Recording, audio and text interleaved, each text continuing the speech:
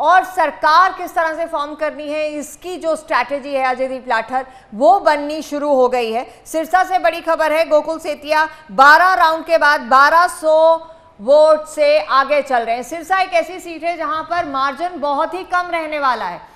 पिछले चुनाव में भी ऐसा ही हुआ था और इस चुनाव में भी यही आकलन लगाया जा रहा था कि मार्जिन यहां बहुत कम रहेगा। नेक टू नेक फाइट है। अजयदीप जी देखिए नवजोत जी, सिरसा के बारे में ये पहले से था कि सिरसा एक ऐसी सीट साबित हो सकती है जिसका मार्जिन हरियाणा की टॉप 10 कम मार्जिन वाली सीटों में गिना जाए। हाँ। और वही सुबह से हम जो देख रहे हैं, कभी गोपाल कांडा आगे होते हैं, कभी गोकुल सेतिया आगे होते हैं, कभी वो मार्जिन बढ़ता है, कभी वो मार्जिन घटता है।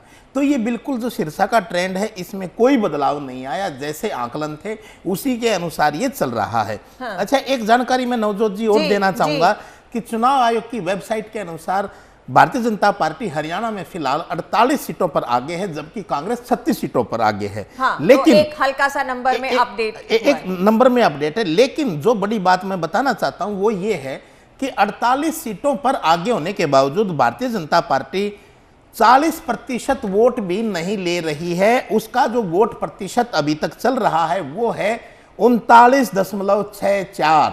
ये बड़ा इंटरेस्टिंग फैक्टर आप बता रहे हैं अजयदीप जी। तो ये वोटिंग परसेंटेज कम है, ये भाजपा का वोटिंग परसेंटेज कम है, फिर भी वो 48 सीट पर आगे है। ये गणित थोड़ा समझाइए, ये समझना बड़ा जरूरी है। ये गणित क्या है? इसका मतलब ये है नवजोत जी कि जिन सीटों पे भाजपा के उम्मीदवारों को वोट मिल रहे हैं वो कम मिल रहे हैं, जबकि कांग्रेस के उम्मीदवारों को वोट अधिक मिल रहे हैं।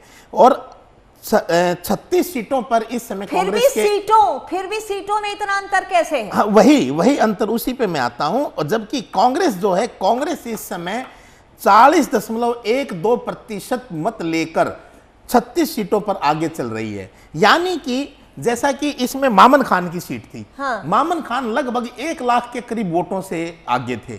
तो वो जो मत प्रतिशत, भूपेंद्र सिंह हुड्डा वो भी एक बड़े मार्जिन से आगे थे। यानी मत प्रतिशत जो है, मत प्रतिशत उसके उम्मीदवारों को कुल कितने वोट मिले हैं कांग्रेस के उम्मीदवारों को, उस सारे का जोड़ करके तब निकाला गया है। और इसमें ये चीज साफ नजर आ रही है कि अभी हरियाणा में भले ही भारतीय जनता पार्टी का मत प्रतिशत कांग्रेस से कम है, लेकिन सीटों के मामले में वो कांग्रेस से आगे चल रही है। और ये एक गौर करने की बात एक और है कि अदर्स यानी कि निर्दलीय इसमें हो सकते हैं, ये 10.84% मत लिए हुए हैं। जबकि INLD भले ही एक सीट पर आगे चल रही है, उसके पास 4.5% मत अभी तक आए हैं।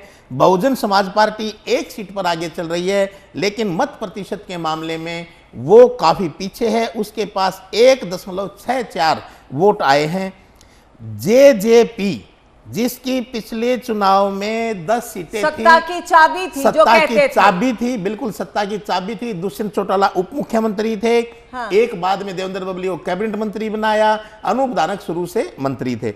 उस JJP अभी तक 1% मत भी नहीं हासिल कर पाई है। सबसे ज्यादा नुकसान अगर इस विधानसभा चुनाव में किसी को हुआ है तो वो JJP को हुआ है। बहुत अच्छे तरीके से ये पार्टी जब बनी उभरी थी, 10 सीटें ली, लेकिन एक एक करके सभी विधायक इनके छिटक गए और इस बार तो खाता भी नहीं खोल पाई है। और भाजपा को मुझे लगता है जजपा से अलग होकर चुनावी मैदान में उतरना कहीं ना कहीं रास आया है। अजयदीप जी बिल्कुल रास आया है, फायदेमंद साबित हुआ है। हाँ। और JJP के साथ होते तो शायद भाजपा को ज्यादा नुकसान होता। और एंटी इनकम्बेंसी वाली जो बात थी वो CM फेस बदलने के बाद इसका मतलब भाजपा वो डैमेज कंट्रोल करने में कामयाब रही है। अजयदीप लाठर, देखिए भाजपा कामयाब जरूर रही है। उसमें एक तो भाजपा ने अगर अभी तक का ये जो रुझान है ये परिणाम में बदलता है तो एक चीज साफ हो जाएगी कि भाजपा के पास वो वोटर अभी रहा है जो मनोहर लाल खट्टर की वजह से था। और बाद में नायब सैनी जब जिन्हें कमान दी गई तो उससे एक नया वोटर भी भाजपा के साथ जुड़ा।